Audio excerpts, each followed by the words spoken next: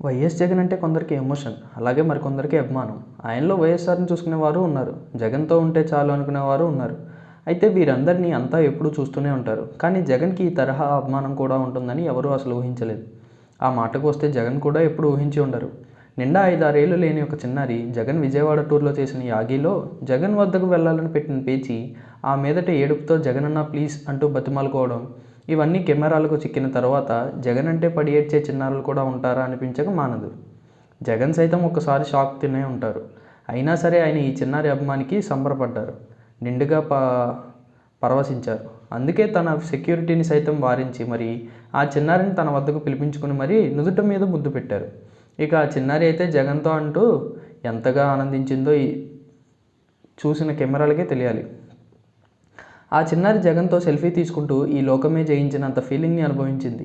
అయితే అంతేకాదు, జగన్ ఎత్తుకుంటే తాను ఎంతో ఎత్తున ఉన్నాననుకుని మురిసిపోయింది. ఈ సన్నివేశం చూసిన వారు జగన్కి పడకపోయినా, పగవారు అయినా ప్రత్యర్థులైనా జగన్కి చిన్నారుల్లో కూడా ఎంతటి అభిమానం ఉందా అని అనుకోవాల్సిందే. మరోవైపు చూస్తే జగన్ విజయవాడలోని జిల్లా కారాగారంలో ఉన్న వల్లభనేని వంశీని ములాఖాత్ ద్వారా భేటీ అయ్యారు. ఈ సందర్భంగా జగన్ వస్తున్నారు అని తెలుసుకుని జనాలు అక్కడ పోగయ్యారు. వారంతా జగన్ కోసం తరలివచ్చారు. దాంతో ఆ ప్రాంతమంతా జనప్రవాహమే అయ్యింది. జగన్ ఇటీవల కాలంలో బయటకు రావడం లేదు. ఇలా జగన్ని చూసిన వారంతా ఆయనకు జేజేలు పలుకుతూ, 2 చేతులు ఊపుతూ జై జగన్ నినాదాలు చేస్తుంటే వైసీపీ అధినేత ముఖంలో నవ్వులు విరబూశాయి. మొత్తానికి జగన్కి ఉన్న క్రేజ్ అలాగే ఉందని ఈ సన్నివేశాలు నిరూపించాయి. మరోవైపు కలియుగ దైవం వెంకటేశ్వర స్వామి నడియాడే తిరుమల క్షేత్రం ప్రపంచ ప్రసిద్ధిగాంచింది అని తెలిసిందే. స్వామివారిని దర్శించుకునేందుకు ప్రతిరోజు లక్షలాది హిందూ భక్తులు దేశ నలుమూలల నుంచి వస్తుంటారు. కోరిన కోరికలు తీర్చే వెంకన్నను దర్శించుకునేందుకు భక్తులు ఎన్ని కష్టాలైనా పడుతుంటారు. తిరుమల కొండ ఎక్కితే చాలు తమ కష్టాలు కడతేరిపోతాయని భావిస్తారు. తిరుమల కొండపై ఎటు చూసినా భక్త పారవస్యం పొంగు పొర్లుతుంది. అక్కడ గడిపే సమయం కలకాలం గుర్తుండిపోతుంది. స్వామివారి సేవలో తరించడానికి భక్తజీవులు తహతహలాడుతుంటారు. స్వామివారిని కాలినడకన వెళ్ళి దర్శించుకుంటే సకల పాపహరణం జరుగుతుందని భక్తులు భావిస్తుంటారు. అందుకే అలిపిరి నుంచి మెట్ల మార్గంలో కాలినడకన భక్తులు బయలుదేరుతుంటారు. కాలినడకన వెళ్ళే భక్తులు గోవిందా నామస్మరణ చేసుకుంటూ వెళ్తుంటే ఆ శ్రావ్యమైన ధ్వనుల్లో సప్తగిరుల్లో ప్రతిధ్వనిస్తుంటాయి. తిరుమల క్షేత్ర దర్శనంలో కాలినడక దర్శనానికి అంతటి ప్రాధాన్యం ఉంది. స్వామివారిని దర్శించుకునేందుకు భక్తులు అలిపిరి వద్ద కాలినడకను మొదలు పెడతారు. పిల్లాపాపలతో కలిసి ఒక్కొక్క మెట్టును మొక్కుకుంటూ ఉత్సాహంగా యాత్ర ప్రారంభిస్తారు.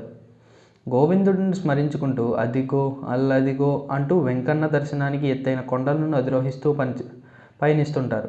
వేలాది భక్తులు మెట్ల మార్గంలో కాలినడకల యాత్రలో వీరికి నీళ్లు, ఆహార పదార్థాలు, ఇతర చిరుతిళ్ళు అందించేందుకు చిరు వ్యాపారులు సైతం ఉంటారు. వీరు తమ సరుకులు అమ్మడానికి నిత్యం భక్తులతో పాటు కొండపైకి ఎక్కుతూ దిగుతూ ఉంటారు. ఎంతో కష్టమైన తిరుమల కొండను ఒక్కసారి ఎక్కడానికి భక్తులు చెమటోడ్చాల్సి వస్తుంది. అయితే ఈ చిరు వ్యాపారులు ప్రతిరోజు కిందకి మీదకి సాధారణంగా నడుస్తూనే ఉంటారు. వీరి గురించి తాజాగా BBC ఓ ప్రత్యేక కథనాన్ని వీడియో రూపంలో విడుదల చేసింది.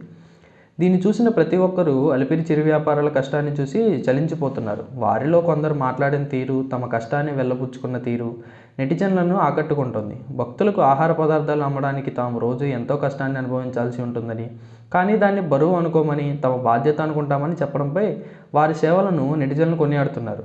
అలిపిరి చిరు వ్యాపారులు పడుతున్న కష్టం ప్రతి హృదయాన్ని తాకుతోంది.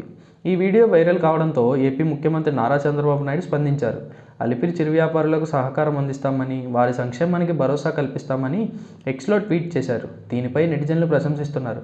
సీఎం నిర్ణయం అభినందనీయమైనదని, రాష్ట్రంలో ఇలాంటి కష్టజీవులకు సాయాన్ని అందించాలని ఆశిస్తున్నారు.